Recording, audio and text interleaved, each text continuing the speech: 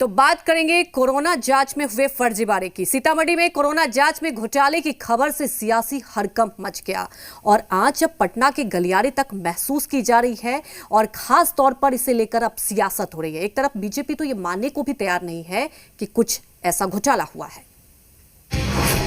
जांच में फर्जीवाड़े के खुलासे पर सियासत। बीजेपी ने घोटाला मानने से किया इनकार। विपक्ष का आरोप, आपदा को अवसर में बदला गया। सीतामढ़ी में कोरोना जांच के फर्जीवाड़े का खुलासा क्या हुआ? गर्मी पटना के सियासी गलियारे में बढ़ गई। विपक्ष को बैठे बिठाए मुद्दा और मौका दोनों मिल गया और जेडीयू मौके की नजाकत समझते हुए संभल कर जवाब दे रही है। आपदा को अवसर में कैसे बदलना है, ये अगर किसी को सीखना है तो हमारे माननीय मुख्यमंत्री नीतीश कुमार जी से सीखे। जिस तरीके से उन्होंने कोरोना काल में टेस्टिंग के नाम पर फर्जीवाड़ा किया है वो बड़ा ही दुखद है, दयनीय है असल में, क्योंकि जब पूरा देश उस आपदा में घिरा हुआ था और उस टाइम में बिहार में इस तरह की फर्जीवाड़ा हो रहा था। कोरोना जांच में जो अनियमितता की बातें आई हैं, सरकार उसके लिए संवेदनशील है और सभी जगह जांच की टीम बैठाई गई है। स्वास्थ्य विभाग के आला अधिकारी ने प्रेस कॉन्फ्रेंस कर जनता के बीच में ये बातें बताई कि कहाँ पे घोटाला नहीं हुआ है, काम की अधिकता की वजह से कुछ लैप्सेस हुए हैं या जहाँ भी कुछ हुआ है तो वो सरकारी अधिकारी नपे हैं और नप रहे हैं।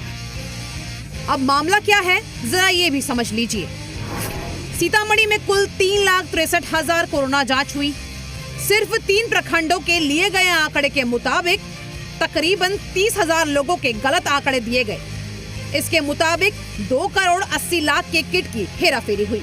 जिले के सभी स्वास्थ्य केंद्रों के आंकड़े लेने पर 1 लाख से भी अधिक फर्जी कोरोना जांच के आंकड़े आने का अनुमान है।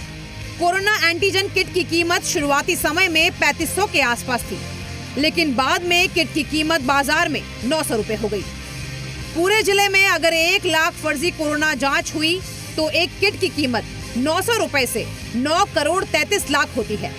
कुल मिलाकर जिले में जितने प्राथमिक और अति प्राथमिक स्वास्थ्य केंद्र हैं, सभी में कोरोना जांच में घोटाला बड़े पैमाने पर किया गया।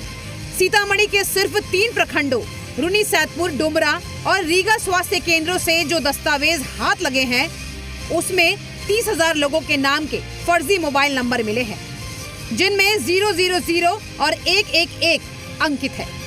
बिहार झारखंड के पास ये दस्तावेज मौजूद हैं, लेकिन बीजेपी की दलील है कि कोई घोटाला नहीं हुआ। उस समय लोग बाहर से आते तो छुप के घर में रह जाते थे और हम लोग इसको प्रमोट करना चाहते थे कि अधिक से अधिक लोगों का जांच हो ताकि हमारा बिहार सुरक्षित रहे।